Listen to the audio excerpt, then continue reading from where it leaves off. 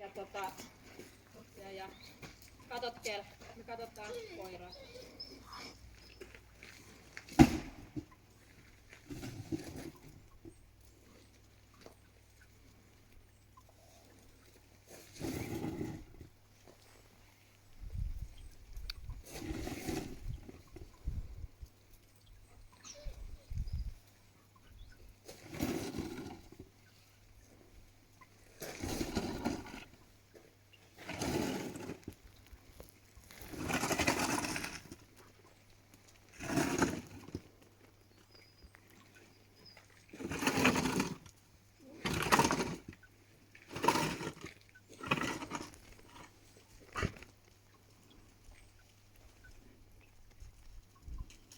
Sit saa kehua. Hieno poika, hyvä! Yhdessä tutkitte vielä, että mikä tää tämmönen on, vaikkei se voitosta nyt niin erikoisen ihmeellinen ollutkaan.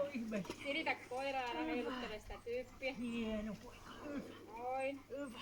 Tulkaa vielä toiseltakin puolelta katsomaan, että mikä tällainen kebab-mies oikein on. Ihan muuta hienoa. En mä nyt pysty. En mä nyt pysty, ei siitä.